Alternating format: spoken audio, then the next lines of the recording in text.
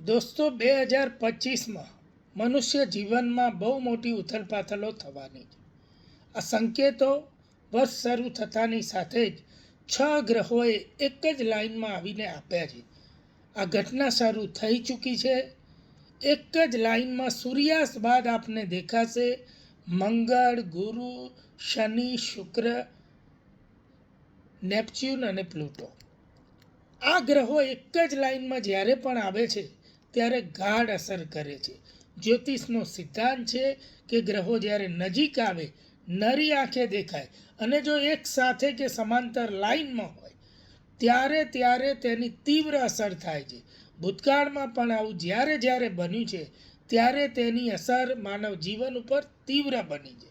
જો વાત કરીએ આ ગ્રહોની અસરની, તો એવું ચોક્કસ કહેવાય કોઈ પણ મોટી કુદરતી આફતો, અણધારી તકલીફો, અણધારી સમસ્યાઓ આવી શકે છે. આમ પણ વર્ષ 2025 મંગળનું છે. મંગળ આવે એટલે ઉથલપાથલ આવે, જોમ જુસ્સા અને બ્લડનો કારક મંગળ ગ્રહ. આ 6 ગ્રહોની પરેડમાં મંગળ પણ ભાગ લે છે એટલે ચોક્કસ કહેવાય કે ઉથલપાથલ તો અચૂક થશે. મંગળ પૃથ્વીના ગર્ભને ડામાડોળ કરે છે. નાની મોટી કુદરતી આફતો, ધરતીકંપો કે યુદ્ધ જેવી ઘટનાઓ પણ દેશ કે દુનિયામાં બની શકે. અને એક સાથે મંગળની સાથે આ બીજા 5 ગ્રહો માનવ જીવન ઉપર, માનવના મસ્તિષ્ક ઉપર આટલી તીવ્ર અસર કરે ત્યારે એવું કહેવાય કે દુનિયામાં અજુગતું બધું બને છે. આ અસરોને લીધે દેશ કે દુનિયાના બજારોમાં પણ મોટી ઉથલપાથલો દેખાય.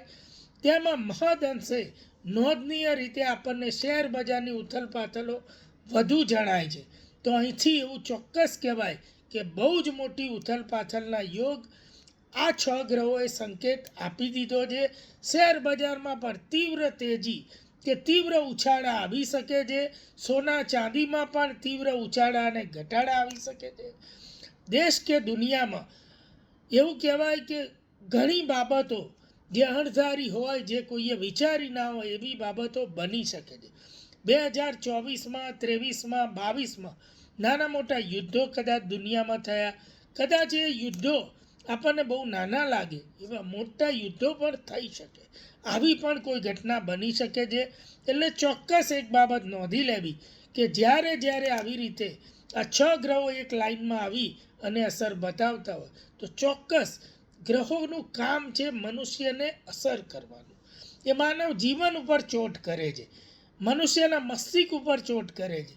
એટલે આ અસરોને કારણે મનુષ્ય એ જ પ્રમાણે એના જીવનમાં આગળ કાર્ય કરે છે, ચાલે છે.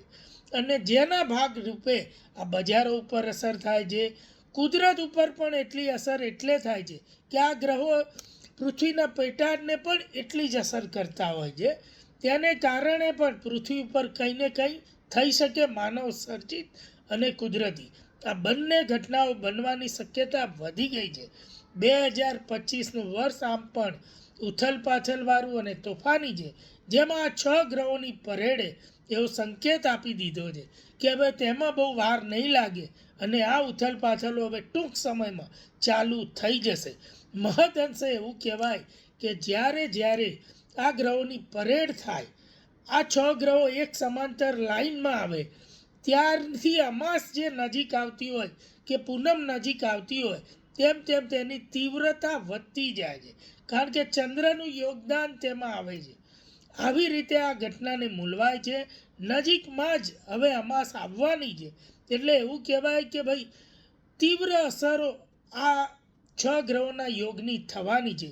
જો યોગની વાત કરું તો મકર રાશિથી મિથુન રાશિની વચ્ચે આ તમામ 6 ગ્રહો આવી જ ગયા છે. આ પ્રમાણે આ યોગ એવું ચોક્કસ સૂચવે છે કે નજીકના સમયમાં 2025માં તીવ્ર ઝડપે બજારોની પણ સરસાઈ દેખાવાની છે. બજારોમાં પણ તોફાની તેજી થવાની. જો આપણે એક વાત કરીએ પૃથ્વીના પેટાળને પણ આ ગ્રહો અસર કરે તો ક્રૂડના ભાવમાં પણ આસમાની સુલતાની નજીકના સમયમાં કે આ વર્ષમાં આપણને બહુ મોટી દેખાય તો પણ નવાઈ નહીં.